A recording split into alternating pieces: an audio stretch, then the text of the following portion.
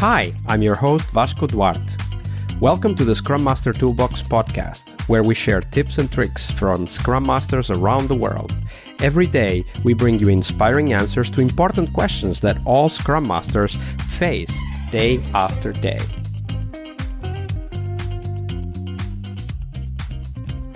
Hello, everybody. Welcome to one more week of the Scrum Master Toolbox podcast. And joining us all the way from the other side of the world, literally from where I am, from New Zealand, is Jaques Smit.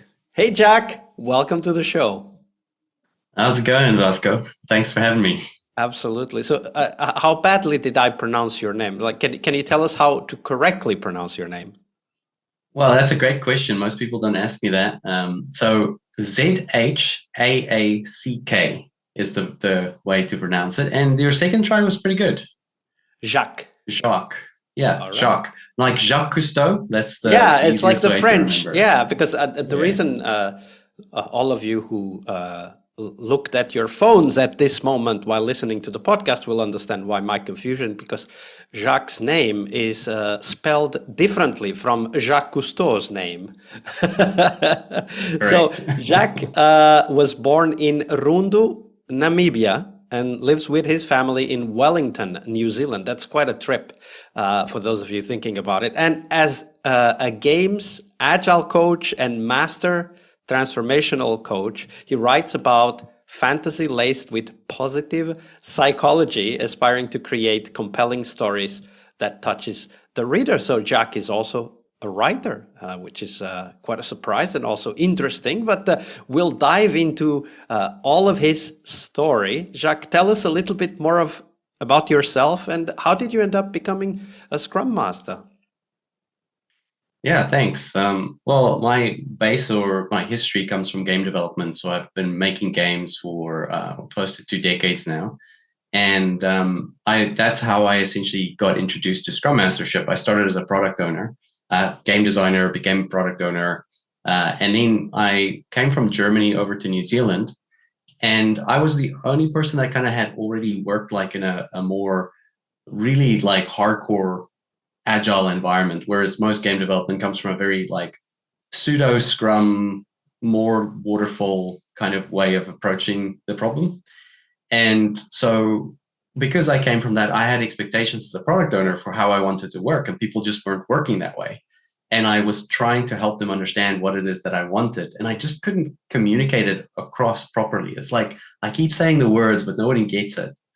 And eventually, I convinced one of the founders of the company to join forces with me.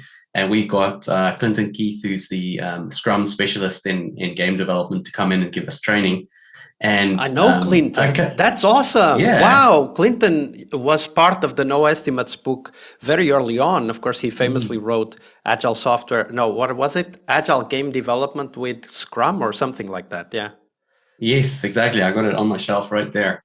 It's a good friend of mine. Clint is awesome. Still catch up with him regularly. And he came over and he introduced us to Scrum for the first time, like properly introduced us to it. We'd been doing Scrum for a while, the inverted commas, quotation marks Scrum. And he opened up my kind of mind to this idea of having good sprint goals and a clear vision in not like just a huge document that's 250 pages long, but actually like something succinct and inspirational that you could use.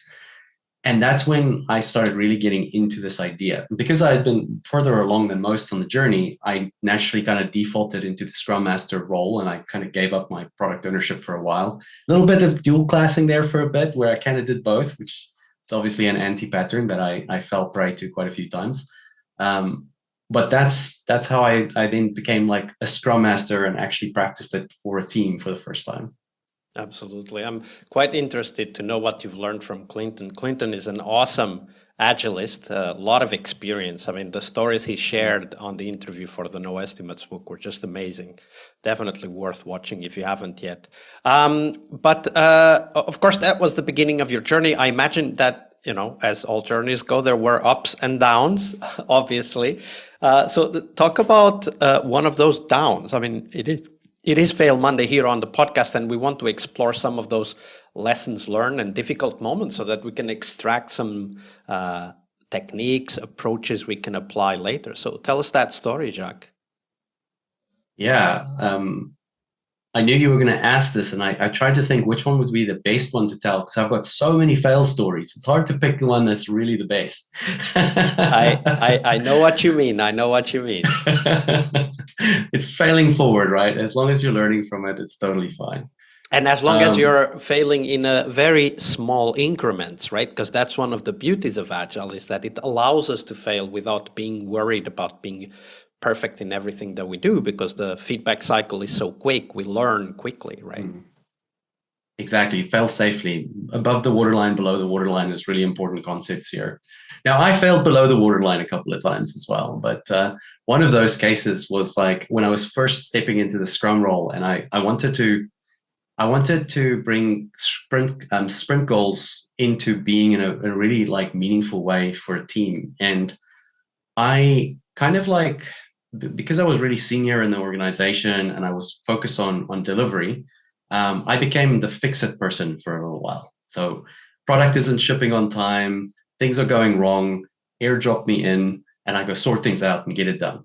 Now, because I was kind of like in that mindset of just getting things done, and one of the products we were working on, it was a game. I'm going to avoid names because I don't want to name and shame anybody and so on. So, but it was a game about monsters destroying a city, and the direction just wasn't quite like living up to what the expectations were. The soft launch numbers weren't looking very good, and I was asked to go in and help them meet their deadline.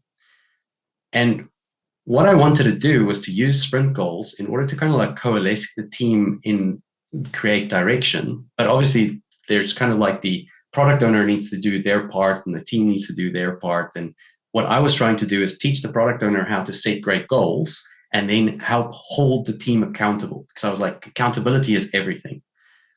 But I took it way too far. I really like, can you tell us a little bit more? So you were having these conversations with the product owner. You were also expecting the team to kind of step up, right? Like and be accountable as you described it.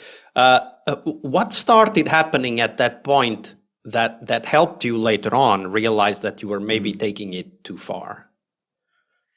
I learned very quickly that advice is the junk mail of life, right? So I like that. Advice is the junk mail of life. That is beautifully said. All of you Scrum Masters and Agile coaches out there, pay attention to that phrase. That's a beautiful phrase. So tell us more. So what was that junk mail coming in?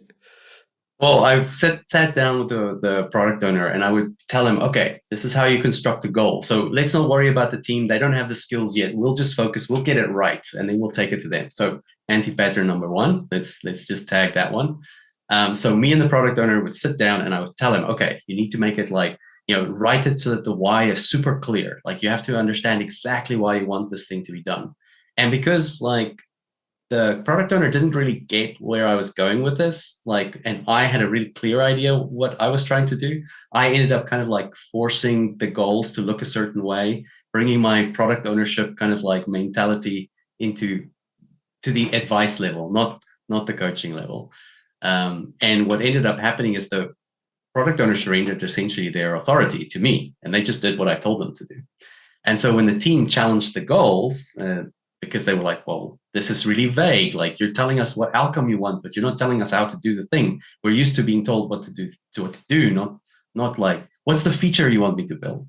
And now the team is like challenging the product owner, and product owner can't stand their ground because they don't have the understanding to actually be able to explain it. So now I jump in and I start to explain the goal. And I'm like, no, you're getting it wrong. It's like this and like that. And you see, you haven't thought about it like this. And now you have to do estimations, you have to do numbers and then Fibonacci numbers, and then just trust me on this, it'll work. And it didn't work. Everybody like got really confused in the planning. They were like, had no idea. They just didn't have the scaffolding to be able to kind of like plug into where I was trying to head.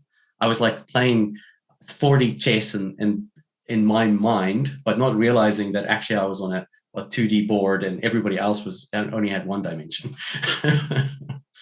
Tell us a little bit more about how you felt at that time, because of course, I mean, I can hear from your voice also that you were motivated to help, you wanted to move the situation further, you were maybe a little bit impatient, if I understand you correctly.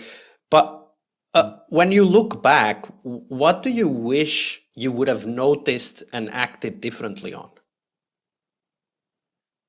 Well, now that I know what I know now, I know that my biggest mistake there was I had a solution in mind and I was trying to force it down their gullets. I was trying to make them do my thing rather than starting where they're at and taking little steps towards helping them to build the understanding so that they could grow from there.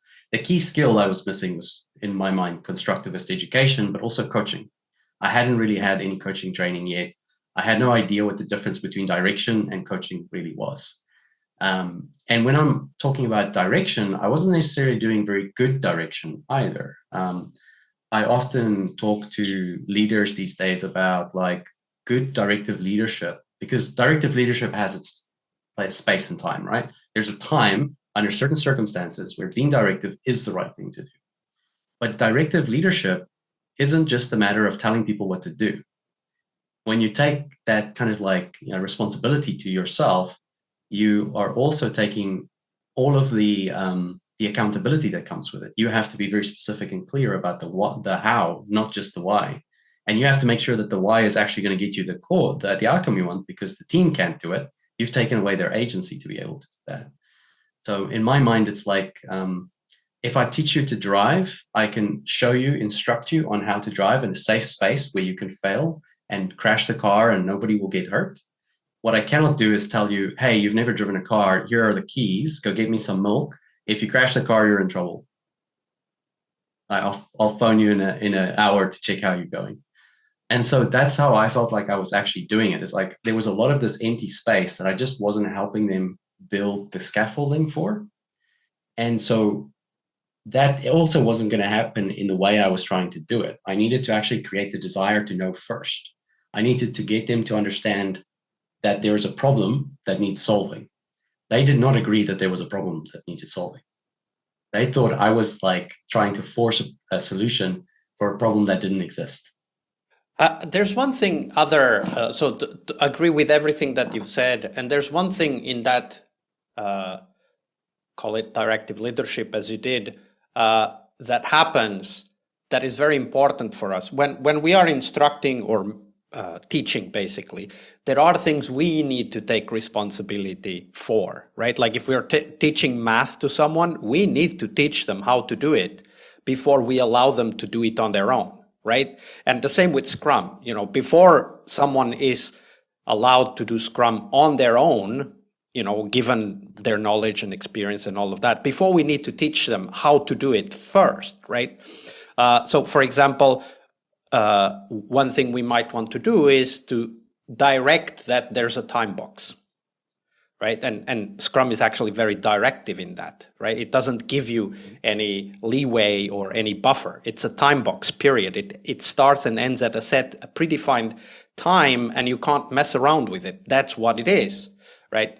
And I think this illustrates the fact that when we are teaching, there are certain things we are taking responsibility for, and there are certain things we are not taking responsibility for. And I think that implicit in what you said, I don't know if that's what you meant, but as I heard it, I was thinking, oh yeah, that's right. We really need to be very clear as coaches, mentors, and even teachers about what we are taking responsibility for and say it out loud, but also keep them, the team, the product owner, accountable for what you want them to be responsible for.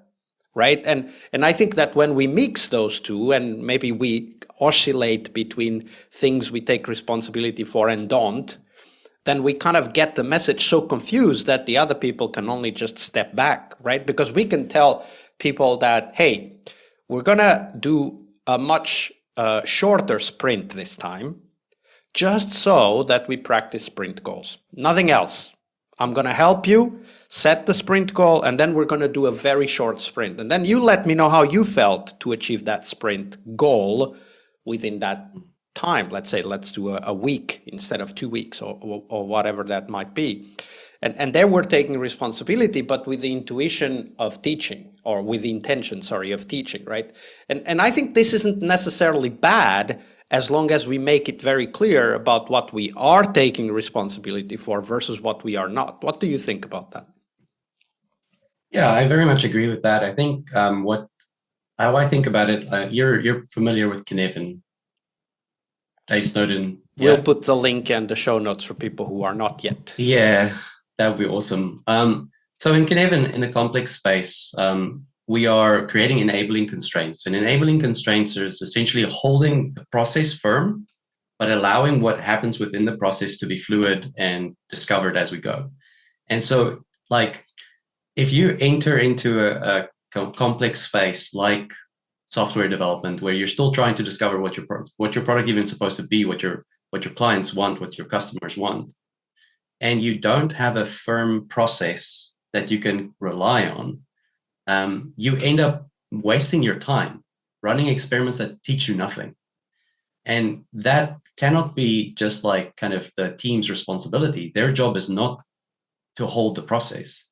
Their job is like to create the experiments, to find their way. And a very experienced team, a high functioning team, might be able to hold the process at the same time, which is great. But most of them are focused on trying to build the thing. You have to make sure that they've actually followed the right steps, that when they finish building the thing, that the product owner has given them a legitimate question that has been researched well enough to be a feature worth building to experiment with, that the way that we reflect on the results has a a null hypothesis that we're trying to invalidate. And that when that is either proven right or wrong, that we now have a concrete piece of new information that we can build on, that we can like use as a foundation in order to be able to build the next part of the house. And I think that part is really where you're talking about, like whether we're teaching it or later on, whether it's like part of the way that the company runs or the team runs, that's not really a up for debate part. If we're in chaos, that's a different question. Like then yes, it's up for debate, but that's because we're just kind of like throwing stones in the pond and seeing if anything lands. But if you want to deal with a lot of unknowns and you want to figure out what sits underneath the surface, there has to be a process that can guide you through it. The scientific process is not debatable. You're either peer reviewed or you're not. You're either 95% significant or you're not. Absolutely. And the goal is learning. Thank you for sharing all of this with us, Jaques. No worries. Monday is about what we learn from our obstacles and our failures. But tomorrow is Team Tuesday here on the Scrum Master Toolbox podcast. We explore teams and their journeys, the habits they develop that threaten their performance, how each of our guests helped their teams evolve, and the one key lesson they learned from that experience. We really hope you liked our show. And if you did, why not rate this podcast on Stitcher or iTunes?